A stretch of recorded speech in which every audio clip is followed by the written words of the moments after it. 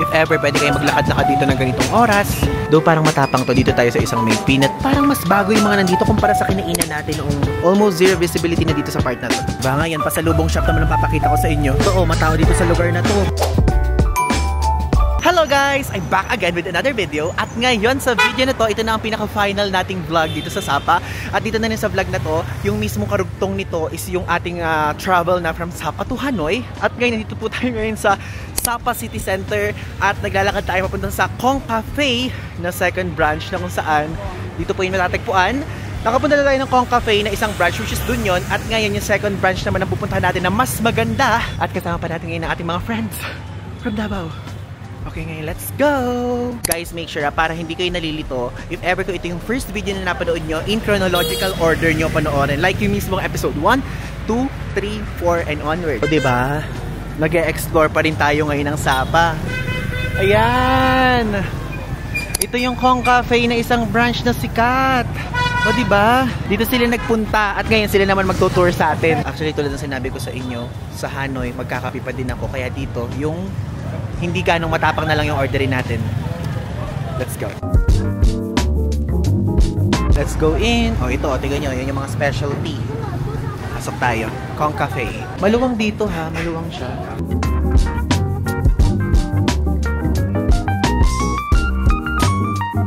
Okay, ngayon umorder na tayo. And actually gusto ko pakita sa inyo yung party dito sa cafe. Ayun, as you can see. Diba? Ang vibe na binibigay nito is parang vintage at the same time meron pagka-military. Makikita nyo sa mismo mga mismo mga uniform nila. O, diba? Ayan. Okay. So, ngayon, order tayo. Check natin kung ano yung mga menu dito. Mga snacks. Meron sila snacks. Boiled egg, croissant with condensed milk, dried mango, noodle with egg, Vietnamese dried beef. Parang ayoko yan. Okay, dito tayo mag-check. Ito guys, tinuro sa atin ni Ate Michelle. Ayan, si Ate Michelle. Itong mismong coffee with peanut butter. Hindi ko pa yung natitikman kasi diba normally ang natitikman pa lang natin is yung coconut coffee tapos yung egg coffee. Sige, try natin yan. Though parang matapang to, dito tayo sa isang may peanut butter tapos coconut milk. Let's go. One black tea with coconut milk and peanut butter. Iced. Large. Do you have large? Oh, hindi siya coffee, black tea. Ang pinakamalaking size, 16 ounce, is 65,000. Okay, ito yung order natin. Black tea with coconut milk and peanut butter. Diba? 65,000 dong.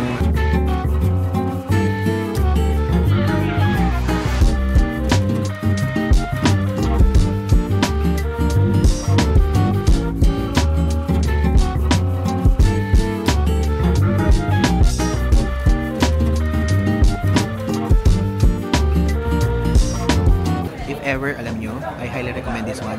Black tea with peanut butter and coconut milk. Though kung ma-coffee lover kayo, pwedeng coffee lover, ganun, pero kung ano ito, ganun.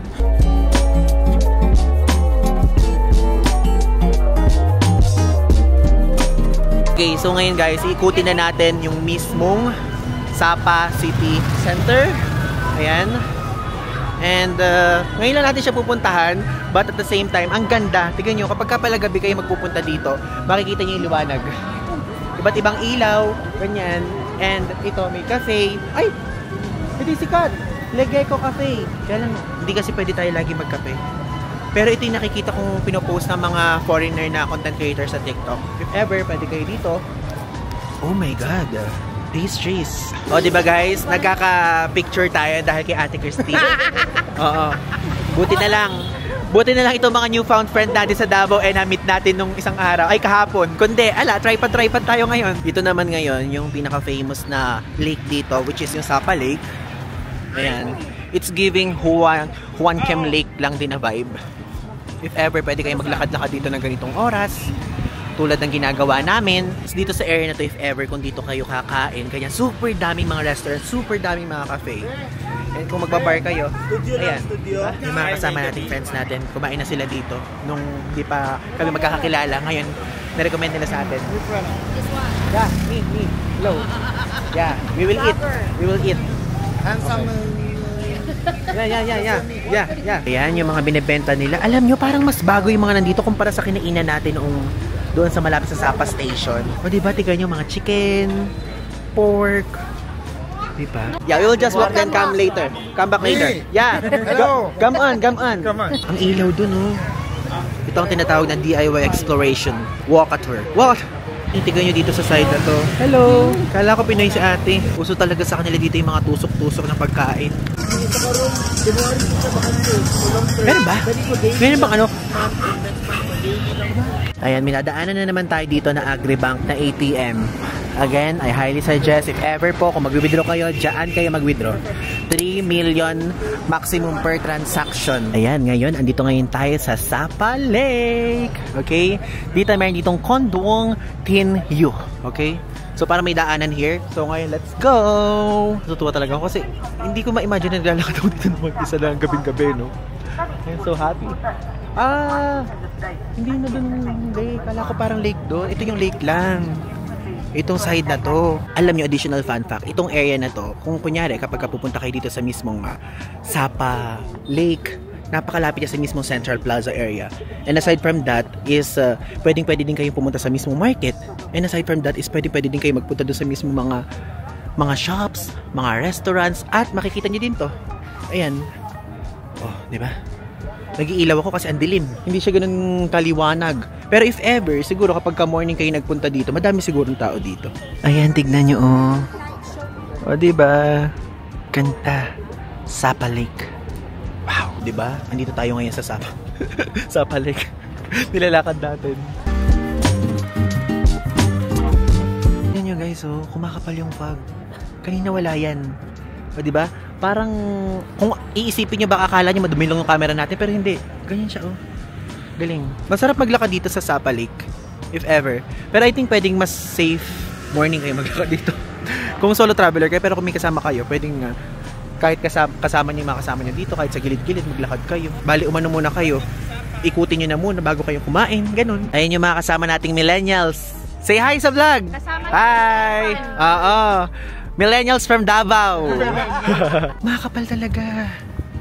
Oh. Ganda. Nasaksihan namin yung wala pag-aano hanggang sa kumapal ng kumapal. O, diba? Tignan nyo. Palabas na kami dito sa area na to. At ngayon, yung pinakikita ko sa inyo kanina, wala na. Almost zero visibility na dito sa part na to. So, bumalik kami dito sa nadaanan namin kanina na mga stick-stickan. Papakita ko sa inyo.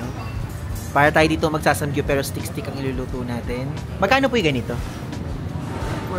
Wala. Per stick talaga yung bayad. Pero, ang gagawin, sila ate, magluluto na sila, parang iha-half cook ata nila o parang lulutuin na nilang onte.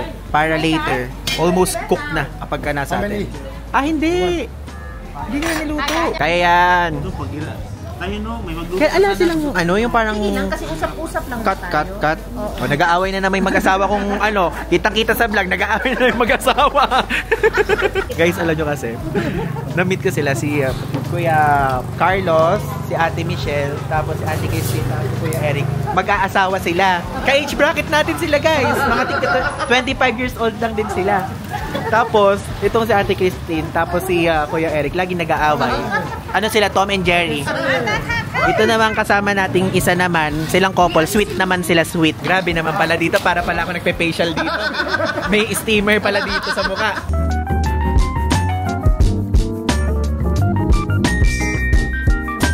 Guys, tignan nyo, yung nakainan namin dito, tinatanggal niya, medyo nasunog. Napaka-caring niya sa mga customers niya. Okay, dito tayo kumain. So, dito nyo lang yung matatagpuan sa mismong area ng Sapa Lake. At gusto ko lang i-share sa inyo na kinain lang namin ay pagka tinotal yung halaga lang 1,900. Okay? So, yung 1,900 pesos, nilalagay ko naman dito yung conversion ng mismong dong. Okay? So, if ever, I highly recommend this place. Masarap siya. Talaga basta nakaupo ka lang. Grabe mga ilaw. Feeling ko ang mahal ng kuryente niyan. Oh? Oo. Grabe. Grabe, nakakatuwa.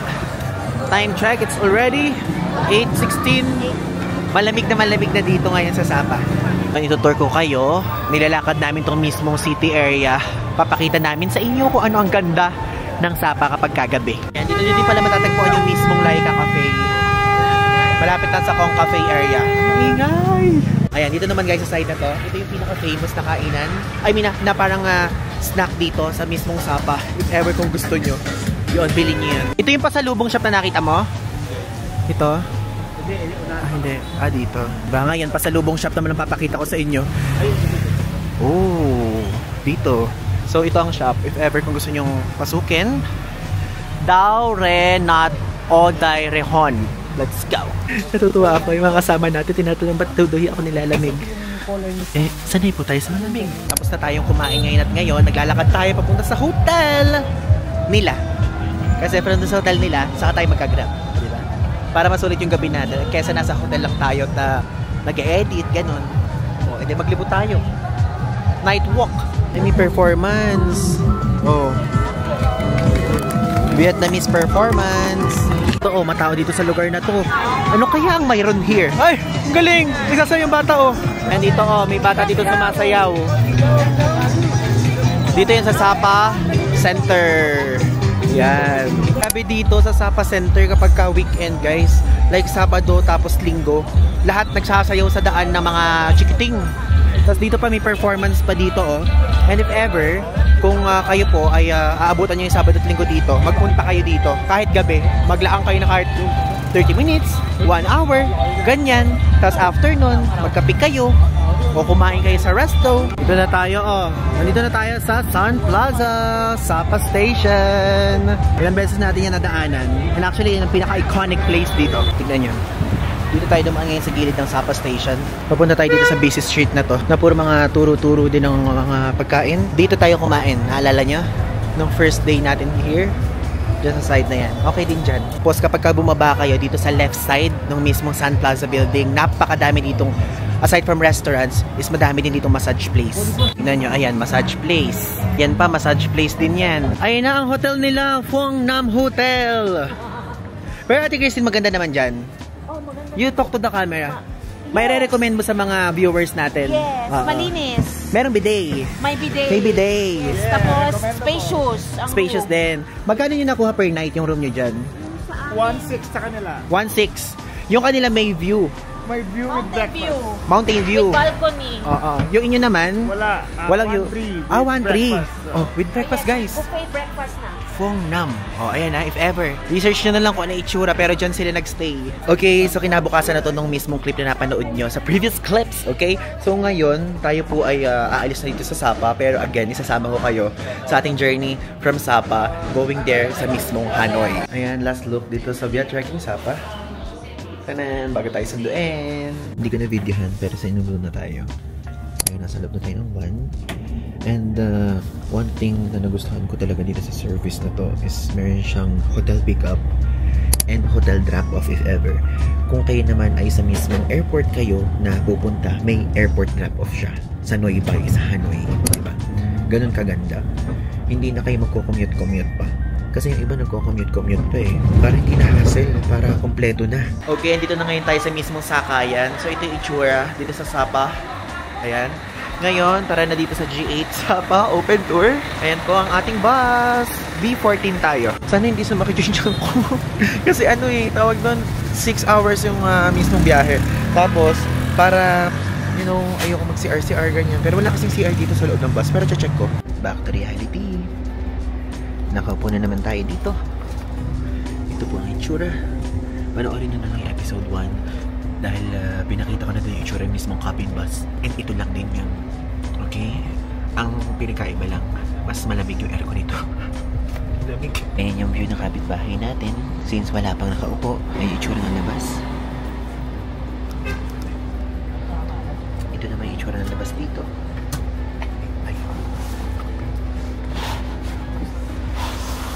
Ayan na. So, if ever mag-CR na kayo dito sa stop na to, bumili na kayo ng gusto nyo gawin, ay gusto nyo kainin.